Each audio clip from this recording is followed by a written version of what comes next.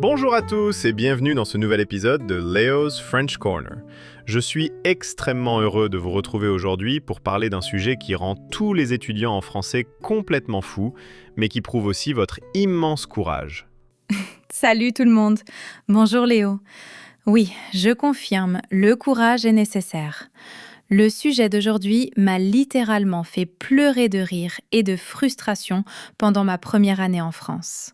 Nous allons parler des mots à double, triple ou même quadruple visage, ce que j'appelle affectueusement les mots caméléons. Ce sont ces petits mots qui ont l'air très simples, mais qui changent complètement de sens selon le contexte ou la situation. Exactement. Quand on apprend le français, on pense souvent qu'un mot correspond à une seule définition. C'est une grave erreur. Je me souviens de mes premiers mois à Paris. Je me retrouvais constamment dans des situations absurdes parce que j'utilisais le bon mot, mais dans le mauvais contexte. Et c'est la preuve que tu pratiquais, Sophie. Ceux qui ne font pas d'erreur sont ceux qui ne parlent pas. C'est la beauté et la complexité de notre langue. Tu m'as dit que tu avais préparé 3 anecdotes personnelles pour aujourd'hui ? Oui, j'ai sélectionné mes 3 plus grands moments de solitude en France. De vraies histoires. Et on va commencer avec le mot qui m'a causé le plus de problèmes au restaurant. Le mot « carte ». Ah, la carte, un mot très court. Qu'est-ce qui a bien pu t'arriver avec ce petit mot inoffensif ? Laisse-moi te raconter. C'était ma première semaine. Je m'assois à la terrasse d'un bistrot.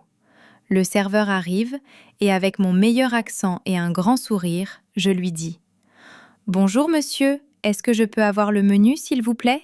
Je voudrais juste un café et un jus. » C'est une traduction parfaite de l'anglais. Ton cerveau a fait un excellent travail logique. Mais la France a sa propre logique. Le serveur m'a regardé avec des grands yeux. Il m'a dit « Madame, le menu c'est entrée, plat, dessert. Vous voulez manger une choucroute à 10h du matin ?» J'étais très embarrassée.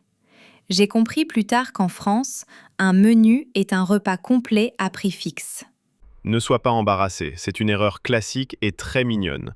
En anglais, on dit « Can I see the menu ?» Mais en France, pour voir la liste complète des boissons et des plats, il faut demander la carte. Exactement. Mais l'histoire ne s'arrête pas là. Pour payer mon café, je lui montre ma carte bancaire en disant « Je peux payer avec la carte ?» Il me dit oui. Et juste avant de partir, comme j'étais complètement perdue dans le quartier, je lui demande « Excusez-moi, est-ce que vous vendez une carte de Paris ?» Oh, j'adore. C'est une excellente gymnastique linguistique, Sophie. Tu as exploré toutes les facettes du mot en un temps record.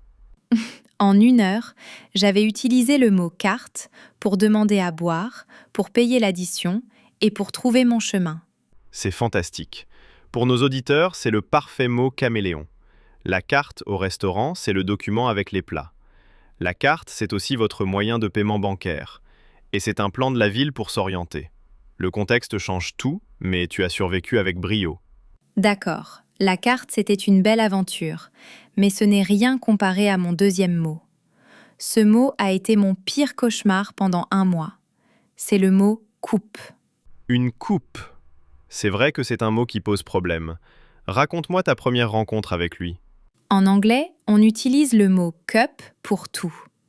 A cup of tea, a cup of coffee. Donc, très logiquement, par une après-midi très froide, je suis entrée dans un café parisien. J'ai regardé le serveur et j'ai dit poliment « Je voudrais une grande coupe de café, s'il vous plaît. » C'est une déduction brillante. Cup ressemble tellement à coupe. C'est un faux ami redoutable. Tu es tombé dans un piège très intelligent. Le serveur a explosé de rire. Moi, je ne comprenais pas. Mais pourquoi c'était si drôle pour lui ? Parce qu'en France, la vaisselle est très stricte. Le café se boit dans une tasse. L'eau ou le vin se boivent dans un verre. Une coupe, c'est un verre spécifique avec un pied large, utilisé presque exclusivement pour le champagne ou la glace. Oh, je vois. Si je commande une coupe de café, le serveur imagine qu'il doit verser un espresso brûlant dans un élégant verre à champagne pour une fête. Exactement. L'image est hilarante, mais ton intuition linguistique était excellente. Le mot « coupe » a continué de me hanter. Quelques jours plus tard, je devais aller chez le coiffeur. Mes amis m'ont dit « Tu dois demander une coupe ». J'ai paniqué. Je me suis dit « Pourquoi je vais demander du champagne à un coiffeur ?» Ah, la fameuse coupe de cheveux! C'était terrifiant. Le coiffeur m'a demandé « Quelle coupe désirez-vous » J'ai fini par comprendre que une coupe dans un salon, c'est le style de coiffure. Tout à fait. Le nom vient du verbe couper.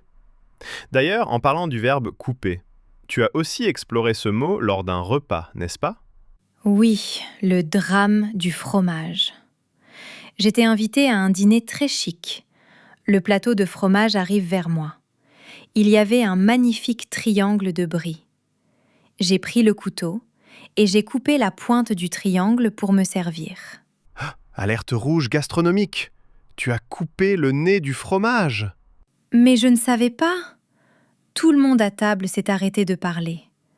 La maîtresse de maison m'a expliqué gentiment qu'on ne coupe jamais la pointe d'un fromage en triangle parce que c'est la meilleure partie. Il faut couper sur le côté. Écoute Sophie, c'est le grand rite de passage en France. Tout le monde fait cette erreur au moins une fois. Même certains Français coupent le nez du brie quand personne ne regarde. C'est comme ça qu'on apprend nos règles d'or les plus secrètes. C'est fascinant comme un seul mot. Couper ou la coupe peut emmener du champagne jusqu'à un incident diplomatique avec un fromage.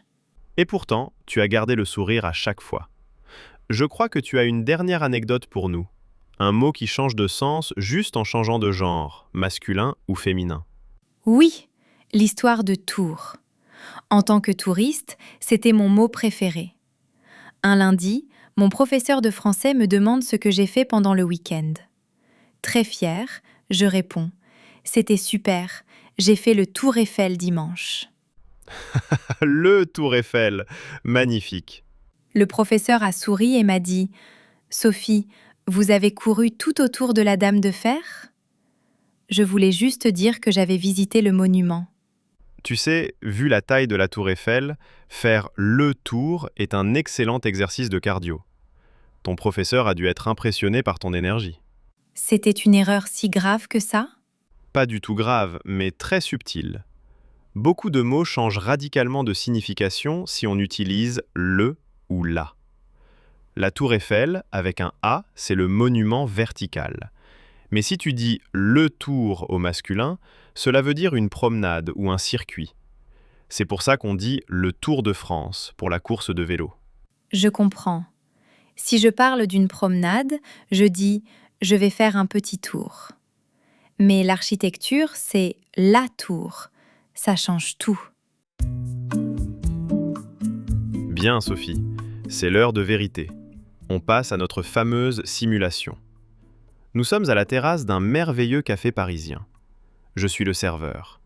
Et je sais que tu vas être parfaite. Prête ? Je suis prête. J'ai mon dictionnaire des mots caméléon bien en tête. Vas-y. Bonjour madame, que puis-je faire pour vous en cette belle après-midi ? Bonjour monsieur.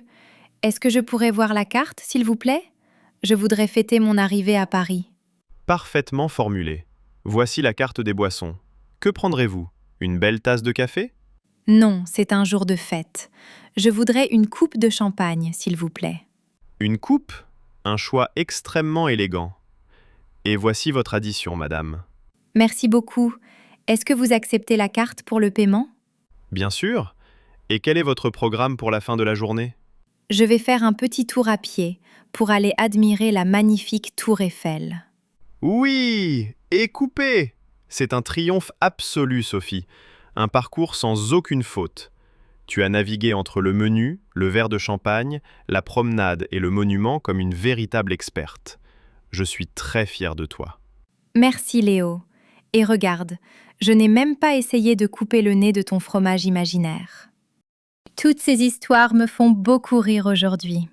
Sur le moment, j'étais parfois embarrassée, mais ce sont finalement mes meilleures leçons. C'est en osant parler et en faisant ces petites erreurs que j'ai vraiment appris. Et c'est exactement le message que nous voulons transmettre à tous ceux qui nous écoutent. Ne cherchez pas la perfection immédiate. Les mots caméléons sont des pièges, oui, mais ce sont des pièges amusants. Les Français admirent toujours ceux qui ont le courage de pratiquer. Une petite erreur vous donnera juste une très belle histoire à raconter. N'ayez pas peur de faire des erreurs au restaurant ou chez le coiffeur. Riez de vous-même. C'est à vous maintenant. Avez-vous déjà été piégé par un mot caméléon en français? Racontez-nous vos histoires les plus drôles et vos moments de bravoure dans les commentaires. Merci de m'avoir toujours encouragé, Léo. Et merci à tous de nous avoir écoutés. N'oubliez pas de liker la vidéo et de vous abonner. À très bientôt pour un nouvel épisode. Salut tout le monde et continuez à parler français avec le sourire. Au revoir!